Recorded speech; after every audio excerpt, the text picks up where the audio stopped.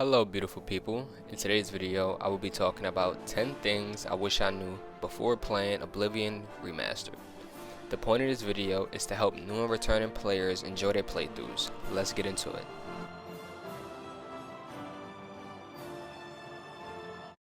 The first topic is race. With over 10 different races in Oblivion, I don't really see an issue with playing what you want or what you like. I mean, after all, you are going to be spending hours and thousands of hours on that character, so you might as well make sure you like it. Beware, each character slash race has different abilities or effects, so definitely pick your character or race based on like what type of build you want to make. Unless you want to be a sexy, beautiful green mohawk, beautiful goblin. The next thing we're going to be talking about is class selection. Please do not go with the preset classes. Make a custom. The reason I say this is because when playing games like Oblivion, Skyrim, Morrowind, it gives you the flexibility to make a build based around you and not what the game is telling you to play. So I feel like based on that, make your character the way you want so you can get the most out of your experience. Some major skills I will point out though that I like to use on my playthroughs are Speechcraft, Armory, and Mercantile. The next thing we're going to talk about is your first playthrough. I feel like for beginners, your first playthrough is going to be very important because it's going to be your introduction to the game. You shouldn't try to take it too serious or competitive as in the aspect of I have to have the best in slot, I have to do this, I have to do that, I have to play on the highest difficulty. Play on what you want. Have fun. And if your version of having fun is walking around with no armor, with your fist out, punching things to death, I support it 100%. Go around, adventure the world, have fun, explore dungeons, look through caves, look through campsites, just explore the map. After talking about your first playthrough, I feel like the next thing we're going to talk about is fast travel. I just wanted to let you know that it is a thing. I recommend that you don't use it too often because I would want you to go around the map, explore as we talked about previously, and just enjoy the content that's within the game. One thing I will say is you can wait to explore a little bit after you level up because the items that you get are going to be scaled to your level. The next thing we're going to be talking about is where to get your free horses at. I know as a beginner you're tired of running around, you don't want to use fast travel, but you need a mount. So what you're going to want to do is travel to the Chestnut Handy Stable, talk to this orc lady, finish her dialogue, and then once you do that, she should give you the horse armor quest. After that, you should be good. Go outside, look at your beautiful sexy horse, slap it on the butt, and let's move on to the next destination. The next destination will be the Wary Prior. I hope I said that right. I don't want to spoil you too much. All I'm going to say is this area right here, just go through the main quest line of the story. When you deliver the amulet, proceed, and then you should be brought to this area and you shall get a horse. I'm not going to tell you how, when, or what, but just know if you come to this area and you do the quest line for the main story, you should get him out. It's time to talk about persuasion and rumors. Persuasion is a very important topic in Oblivion. You have to access it by talking to any NPC. Next, you will see a number in the middle of the wheel that will show you your disposition, and that can be affected by your personality. Benefits of having a high disposition are new quests, information about quests that you currently have, information about current events that are going on within the area or close by, and new houses. Some ways of getting a high disposition are by being an Imperial, and you can charm the merchant or person you want to speak to. After charming them, you should be max disposition. You also can level up Speechcraft and Mercantile. Speechcraft affects your ability to persuade listeners to like and trust you. Mercantile, it affects your ability to get better deals when buying or selling. Abilities are going to benefit you when it comes to persuasion. Has your gear ever broke and you didn't know what to do, you didn't know how to repair it, and you didn't know where to go? Today I'll be telling you how to use and what are repair hammers. So where do you even get repair hammers from? You get repair hammers from any merchant or any blacksmith. What repair hammers basically do is, if your gear is broken or your weapons, if you purchase repair hammers, you can use the repair hammers to fix your gear. This does not fix enchantments, but it will fix the weapon or armor itself. Ways to make it go faster are by using major skills like Armorer. Armorer affects your ability to maintain weapons and armor at max efficiency. When you get it to apprentice level, you can now repair magical items, which is very important. Yes, yes, yes, I know. You're tired of sleeping on the floor, you're tired of sleeping outside, you're tired of going to the Mages Guild. I'm about to give you guys 3 houses or beginner friendly houses that I personally like, and let's get into it. The first house I'm going to be talking about is the Shack. Me personally, I love this house for a beginner house. It's small, it's not too much, and it's right here in the Imperial City Water District.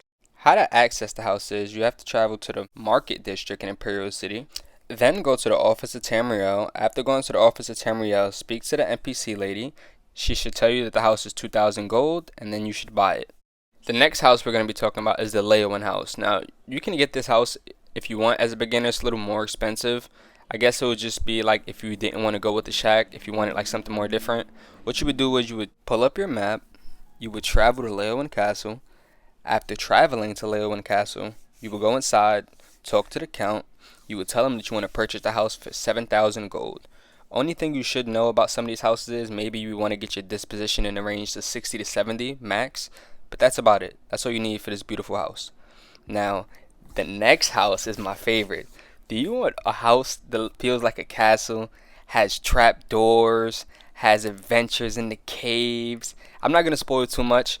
Also know that it's a DLC house. All DLC houses in this game are free. So if you don't want to pay for any of the houses that I showed you, you can just get a DLC house. So now let's get into how do you get this beautiful house that I'm showing you.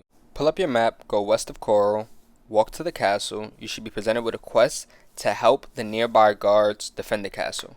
Help defend the castle by giving the guards a classic New York spanking. Let him get up, let him get up, let him get up. Fight back, nigga! Fight back, nigga! Fight back! Fight back! After absolutely beating the actually dog out of those guards, talk to the NPC. He should award you with a quest. Proceed through the quest, and you shall get the Bloodthorn Castle. The next topic we're talking about is guilds in Oblivion. Now, the first guild up is the Fighters Guild. This is going to be like your Warriors Guild. Now, in order to join, all you have to do is talk to one of the Fighters Guild members in one of the 3 cities. Anvil, Carl, or Shadenhall. No spoilers, so I won't tell you what happens through any of the playthroughs. The next one we're talking about is the Mage Guild. Now, the Mage Guild is a little different from the Fighters Guild because you can go in any one of the major cities instead of 3. And all you would have to do is just talk to the main person in charge, tell them that you would want to join, and then they would give you a sequence of things to do, which would be the quests. Get the quest done, and you should join the Mages Guild. It's not really a hard one to go through. Thieves Guild is the next one up. Now, in order to join the Thieves Guild, all you would have to do is interact with one of the wanted posters, or you can go to jail. Once getting out, all you have to do is find the Dark Elf lady, talk to her. She should give you a note. After opening the note, follow what the note says, meet up with somebody at a specific time, do a challenge, and you should be accepted. The next guild up that we're going to talk about, and the last one, is my favorite, the Dark Brotherhood. Now, for the Dark Brotherhood, in order to join, the only thing you need to do is kill an innocent NPC. Now, just be careful which NPCs you kill, because some can affect the quest lines you do. So, just make sure you know who you're killing. After slaying that poor NPC for no reason, the next thing you want to do is go to sleep. After going to sleep for how many hours you want, you're a murderer now, so you can sleep for 24 hours if you want. Nobody cares. After that, Voldemort should pop up, aka Mr. Rizzler should tell you some questions. He shall invoke you to kill somebody. You have no choice but to. Path you have chose now. And you are accepted in the Dark Brotherhood now. Welcome. Unless you want to crash out like me and you don't care about rules and you decide to beat the hell out of Voldemort. How do you level up in Oblivion Remastered? I feel like it's important for me to tell you guys how to level up in Oblivion Remastered because it's a little different. They have it in the mindset of as in Skyrim, and I'm not saying that's a bad thing. It's in the aspect of you can only level up every time you go to sleep. So every time you go to sleep, you'll be presented with a screen that will show you strength, intelligence, willpower, agility, speed, endurance, personality, and luck. What they want you to do is choose between each one to make your character designed for the way you see fit. And that's one thing I love about the system. So don't think about leveling up too much. Just make your character based on how you want it. And in general, just how you level it up is, let's say if you're using barehanded, you just punch things barehanded and your bare hand levels up. If you want to level up your blocking, You block when somebody's attacking you, and your blocking levels up. So just do the action of the skill that you want leveled up, and it will level up. If you guys want, I can make a whole other video on how to get every skill in the game, or every skill that you want to 100. Just let me know, and I will do that. The last topic I wanted to end it off with is, guys, please do not forget to save your game. This is one of my #1 rules when I play Bethesda and Elder Scrolls games. Oblivion, it doesn't matter. Anytime you do something critical, or you think you're going to make a mistake, or you think you're going to do something dumb, just save the game. So if you mess up, you can just go back and act like nothing happened. Or you can just proceed and, play through the trials and tribulations. But just if you don't want to lose any progress that you worked really hard for, I would definitely recommend save the game before doing anything crazy. This tip right here has saved me so many times. It done saved my gear. It done saved me from dying. It done saved me from losing attribute points from going to jail. It is a lifesaver. I think this concludes my 10 things I wish I knew before playing Oblivion Remastered Beginner's Guide. I hope this helped out anybody who's never played this type of game before, and this gave you some type of general knowledge on how to get started in general. Just let me know down in the comment sections below. Thank you guys for all watching. I thank you giving the time of your day for even clicking on the video. If any of these tips was helpful in any way, shape, or form, you could just leave a like, comment, or subscribe. I would appreciate it so much. Thank you very much. Enjoy y'all playthroughs. Yeah, I had to let it go. What she did to me was cold. Yeah, that shit was really cold. I can't really trust a hoe. I can't really trust a hoe. Had to listen to my